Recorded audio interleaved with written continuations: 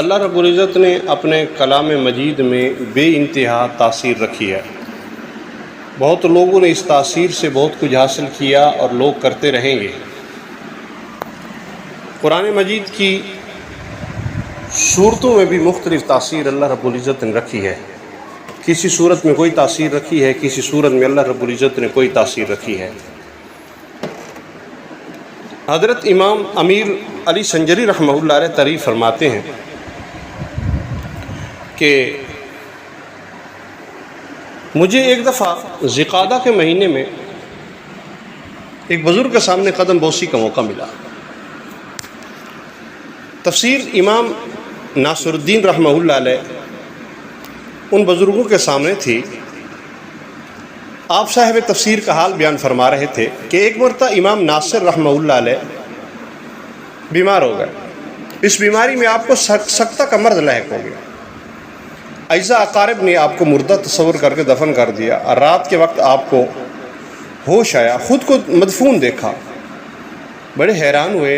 اس حیرت و پریشانی اضطراب میں آپ کو یاد آیا کہ جو آدمی پریشانی کی حالت میں 40 مرتبہ سورۃ یاسین پڑھتا ہے، اللہ کریم اس کے اضطراب، اس کی پریشانی کو ختم کر دیتے ہیں اور وہ تنگی اس کی فراخی سے بدل جاتی ہے۔ یہ سوچ کر سورۃ یاسین پڑھنی شروع کر دی تو آپ نے 39 مرتبہ سورۃ یاسین پڑھی تھی کہ کشادگی کا اثر ظاہر ہوا، اور وہ یہ تھا کہ ایک کفن چور نے کفن چرانے کی نیت سے آپ کی قبر کھودی تھی۔ تو امام رحمہ اللہ علیہ نے اپنی فراست سے معلوم کیا کہ یہ کفن چور ہے، تو اس خیال سے کہ مبادا یہ معلوم ہو جائے کہ کوئی شخص زندہ مدفون ہے اور یہ اپنے ارادے سے باز رہے، تو 40 مرتبہ آپ نے بہت دھیمی آواز سے پڑھنا شروع کیا کہ کوئی دوسرا شخص نہ سن سکے۔ خلاصہ کلام کہ جب آپ نے 40 مرتبہ پورا کیا تو یہ کفن چور بھی اپنا کام پورا کر چکا تھا۔ آپ اٹھ کے قبر سے باہر آئے۔ کفن چور نے جب یہ معاملہ معائنہ کیا، ہیبت سے اس کا گردہ پھٹ گیا اور وہ اسی جگہ خوف کھا کے گر پڑا اور مر گیا۔ تو امام رحمہ اللہ علیہ کو اس کی ہلاکت کا بہت افسوس ہوا اور اپنے دل سے کہا کہ تو نے اس قدر جلدی کی کہ اس کو اپنا کام کر لینے دیا ہوتا اور پھر باہر نکلتا۔ الغرض پشیمان ہوتے ہوئے باہر آئے اور خیال کیا کہ اگر میں فوراً شہر چلا جاؤں گا تو لوگ اس کو محال سمجھ کر سخت پریشانی اور حیرت میں مبتلا ہو جائیں گے، پریشانی میں مبتلا ہو جائیں گے، خوف کریں گے۔ تو آپ اس رات کو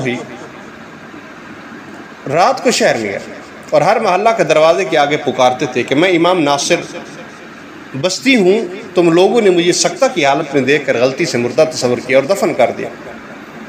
میں زندہ ہوں۔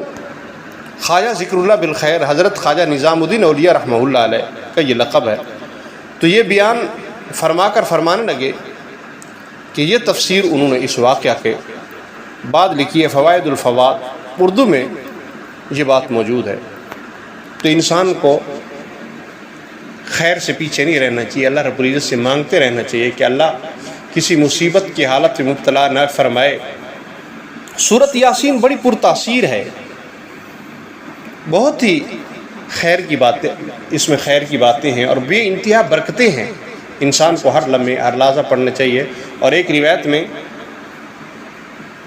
علامہ جلال الدین سیوطی رحمہ اللہ علیہ نے شرح الصدور میں روایت نقل فرمائی کہ جس آدمی کے سرانے مرتے وقت سورۃ یاسین پڑھی جائے یا اس کا روح پرواز ہو جائے پھر سورۃ یاسین پڑھی جائے تو اللہ رب العزت اس انسان کو معاف فرما دیتے ہیں، اور سورۃ یاسین اس کے لیے نور بن جاتی ہے، خیر کا ذریعہ بن جاتی ہے، اس کے لیے برکت کا ذریعہ بن جاتی ہے، اور یہ بندہ اللہ رب العزت کے یہاں مقبول ہو کر پھر بخشا جاتا ہے۔